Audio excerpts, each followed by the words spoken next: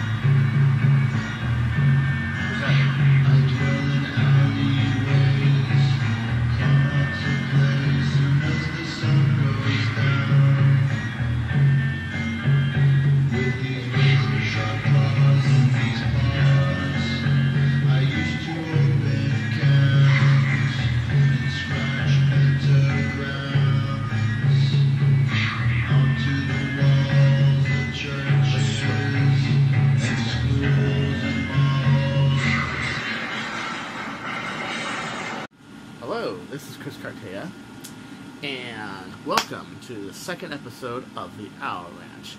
Today, our completely unrelated background image is the movie Primer. And this movie is probably the best time travel movie of all time. Okay, I say in the credits it's made by some crazy fuck. But in reality, that crazy fuck was an ex-engineer who decided that, you know, this film would suck if we made it totally Hollywood, like Back to the Future and whatever. So he didn't dumb down the dialogue. So you want to watch it over and over and over again. And it brings up a very interesting notion. And that notion is that if you were to meet yourself from the past, it may not be actually friendly to you, no. In this case, got drugged, put in an attic. Another guy got knocked out, put in a bathroom. And the funny thing about this film is the fail-safe is actually the twist in the plot. In other words, where everything goes wrong, goes airy. Where Biff Tannen goes back in time and all of a sudden owns the Plaza Hotel. You know what I'm saying? That's really interesting. Because time travel is that dangerous. Now there's not really a possibility of two people in the same timeline. I'll tell you why. Actually, I can't tell you why. It's like Bomb Secrets. The guy who told me it said, son, that's classified, don't ever tell anybody. So I'm like, okay, bye. So, at any rate, let's get on to the Nerf news. This week has been a pretty exciting week for Nerf news. We got the new Apollo Deadpool blaster. Oh yeah, I'm gonna want to spend $35 on some overstocked income. Some overstocked blasters. Overstocked income. There's no such thing as overstocked income. Overstocked blasters that, unless you got a bunch of gold, just, you know. Oh, fuck, what am I going to do with all this gold? It's overstocked. I'm totally keeping that in. That they're just going to paint Deadpool stuff on. Now, when we had the original Kronos Deadpool blaster, it was a godsend. You want to know why? It was the first of the Kronos made, and it was original, okay? The Apollo's been around for fucking forever, and we all hate it. It's janky prime, it's big, it doesn't have a really good aim port, like if I shot you right now. But, this is going for $35, and it's just, you know, year of repaints. It just reminds me of that song. I was born in this hotel, washing dishes in the sink, magazines and free soda, trying hard not to think. Is it all just a song? Everything we've done is wrong. I'll be lonesome when I'm gone. Is it all just a song?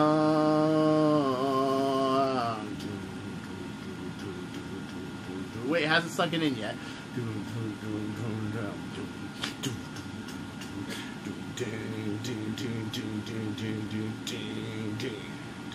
She can talk to squirrels. On her way back from a convalescent home, staring back at sports cars. There's a snake on the ceiling, gunpowder on my sleeve. I will live here forever, with the ocean and the bees. Is it all just a song? Everything we've done is wrong. I'll be lonesome when I'm gone. Is it all just a song?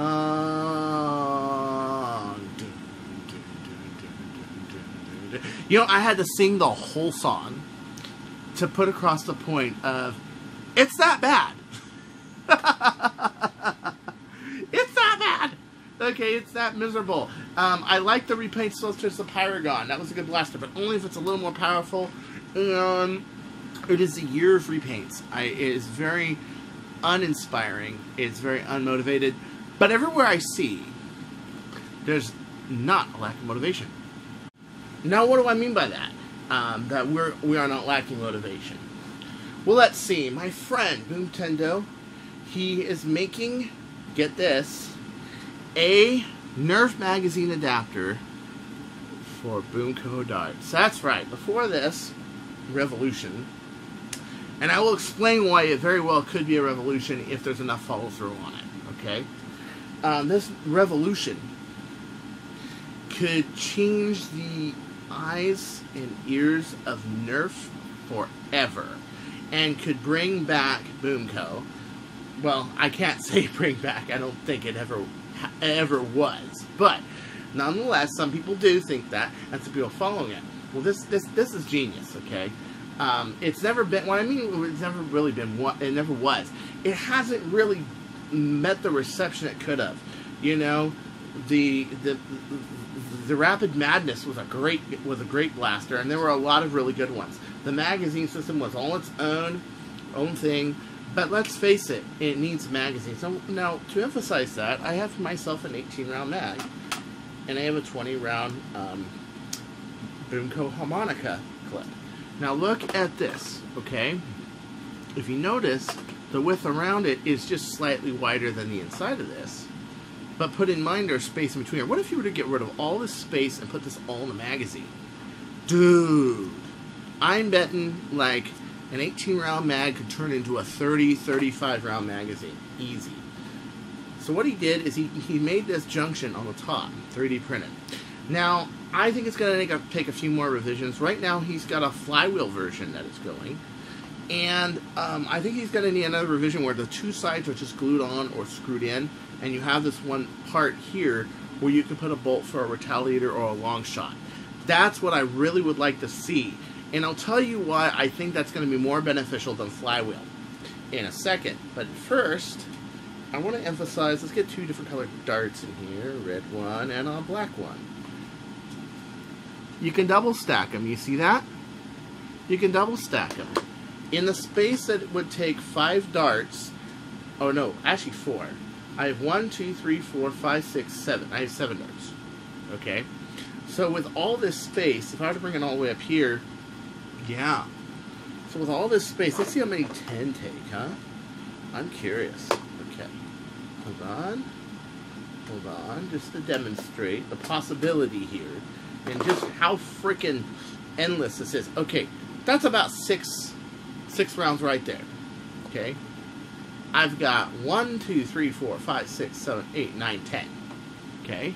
So if you were to perfect this method, you could have a lot more ammo density than than Nerf now has with its 50 caliber design, because you have a smaller cross section and you can double stack the mags.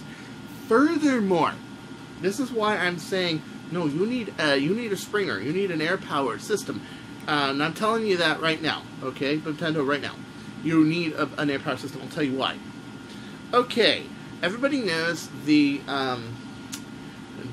plunger to volume ratio that I often use in blasters very successfully, and it is 1.7 to 1. Granted, no dead space and past 16 kilograms. Okay, if you have dead space, it's a little bit more like 1.8 to 1, 1.9 to 1, because you have more air to deal with. And if you have more and you have a lower spring yield, also your barrel needs to be smaller, so it'd be like 1.4, 1.3. You know what I mean? It varies a little bit based off of a couple conditions, but in general, 1.7 to 1 will get you there. Okay. Well, based off of that, if you have a 50 caliber cross section, that's 3.56 cc's of air per running inch. If you have Boomco, it's a lot less. It's like half the air.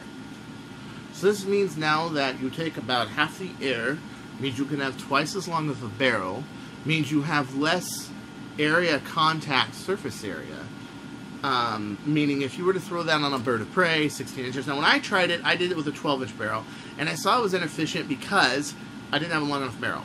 I want to try the same experiment with a 16. And I'm pretty sure I'm going to get one of these going like 300 feet. No, I'm not kidding. 300 flat. I'm not kidding. It could happen. Because you have the smaller diameter, you have higher velocity air, you need less of it. Something like a fire strike can pull it off. Okay? But the problem is with the Boomcos, of course, that not only would you have to develop a new breech, which he's already done successfully with a strife and flywheels, but to make a breech, you'd have to develop a breech. But you'd also have to develop new ammo, because the ammo here is very sticky heads, and it's very tight in brass. So what I got here is a prototype. Now I've made these before. The problem is that when you backfill it with Go-To glue, you need an exact amount. So I actually need like a syringe or something to really make a bunch of these, and put it exactly like a cc, 2 cc's. And it has to be a needle that goes in the middle. It's going to take a lot to perfect this if I ever try it. But the front is just either fiber tape or duct tape, and I leave it sitting there for a week to dry. And as you know, Go-To glue is a toluene-based liquid silicone, basically, is what it is. And it is excellent for making darts. But in this case, it would be used for your main weight of the dart. Okay, it would replace the rubber head that's normally on it, and it would give it less friction. Even better is if they make a little tiny little silicone warhead, which you do have a hole in there, and you could fit and you could glue in there. It could happen. But it's going to take not just one person to do it, it's going to take a bunch of people to do it, okay? So, some hardcore Boomco people will do it. Now, I know all about ammo density. I was the one who made the katana mag. You guys all know that. This is my doing. Project manager Alan helped me with the finalized design, including coming up with this pusher, which cuts this up. Mine was just a normal square. He actually came up with the pusher. So, is the katana my design? Yes. But it had some input from other people from Jet as well. So, it had a lot of really cool things going. And, of course, the project was finalized by a production manager. This revolutionized things. And if this revolutionized things the way they are, you can imagine this. And Boomco. Now, what the problem is, though, is it's going to take more than one magazine design to do it. My idea, basically, is, okay, well, why do we have to have this inside an adapter and have it built in? Why don't we make a modular? You know, I've been thinking that for years, and I finally got to do it. This is adapter, breech, ammo, everything, okay? You literally have to redesign. Can it fit into a retaliator long shot? Sure it could. Could it fit into a strife? Sure, but it's going to take some reworking. So I see this idea of a lot of people working on that about a year away, if only a few people 2 or 3 years away. But it could revolutionize Nerf as we know it. It really could. So I'm really encouraging it, and I really think it would probably finally put Boomco in its proper place, where it should be, amongst the stars. Next in the news, we got a pretty interesting development. I was browsing Nerf Modder's Welcome the other day, and this guy came up with a new pistol, called the Lovelace pistol. And it's not called the Lovelace, I think it's called the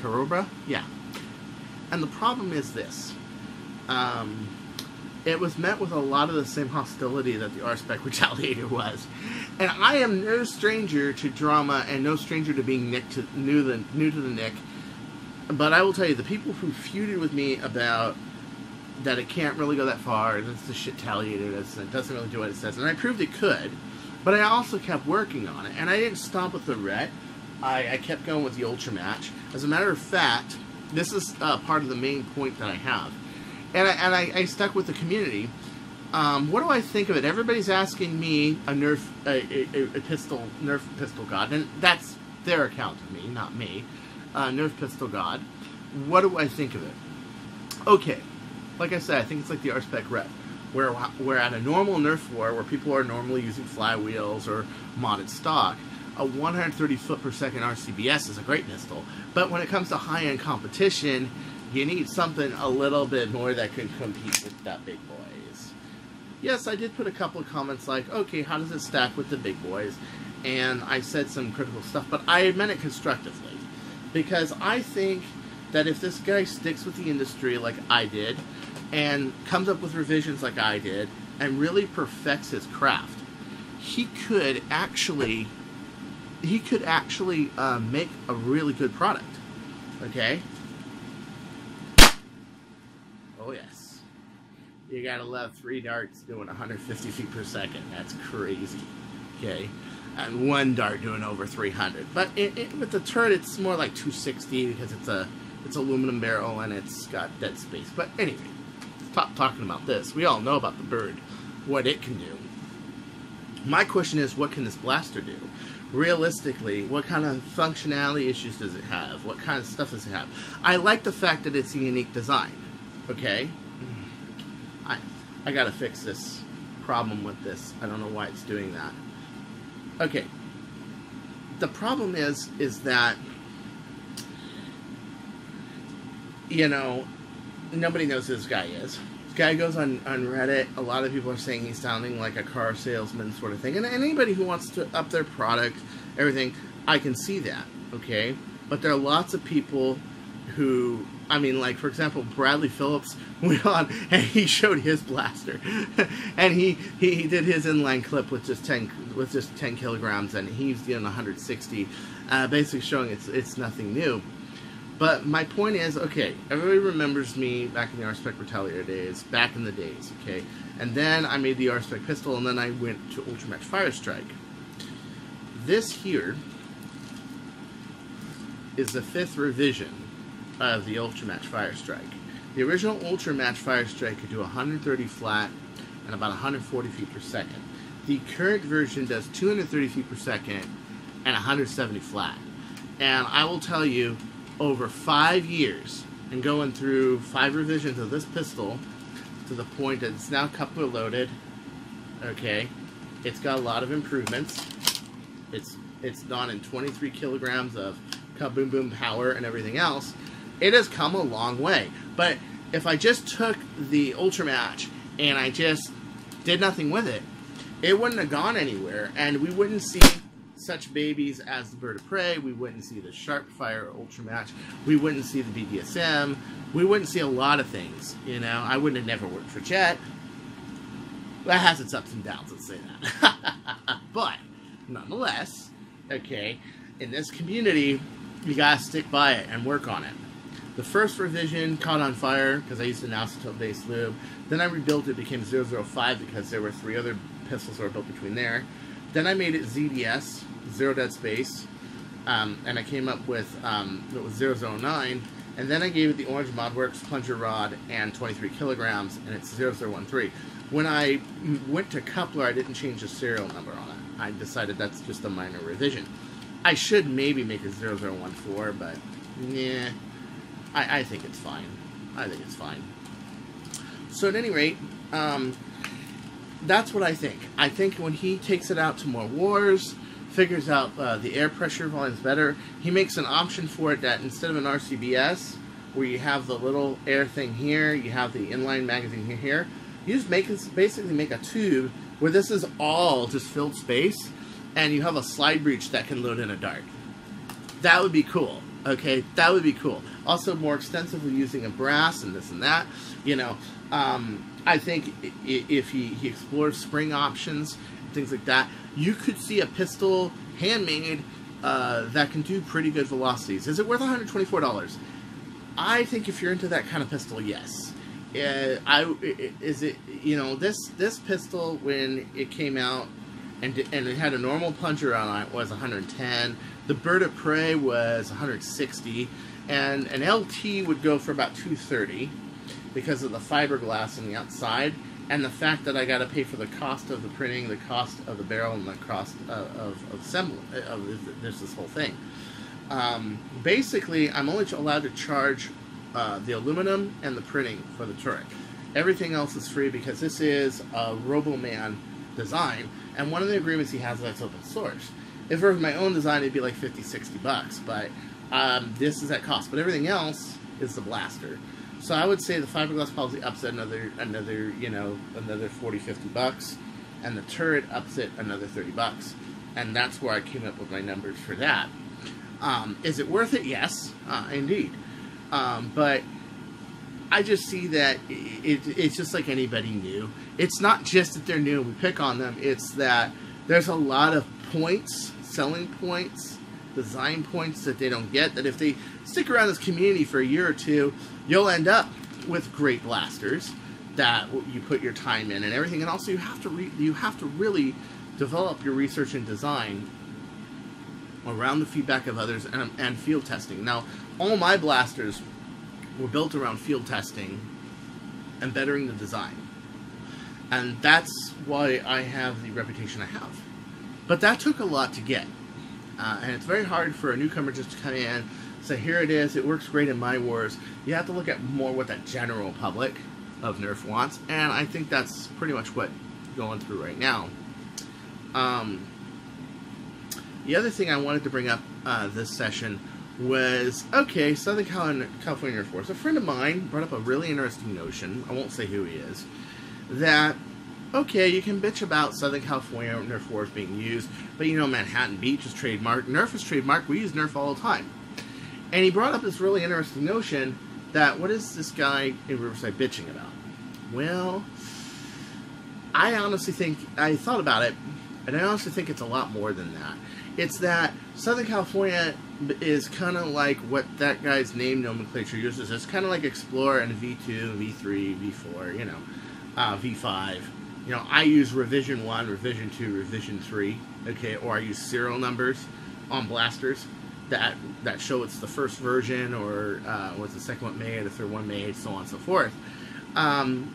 It's more just copying that nomenclature, and unlike me or everyone else in the community that on Facebook or Nerf Haven or Reddit that really follow this stuff every day, and I know the difference between that guy's war and that guy's war. A lot of people who play this are just weekend warriors, and they get confused. I've heard a lot of complaints about just confusion between SoCal Nerf Wars Riverside and SoCal Nerf Wars Manhattan Beach.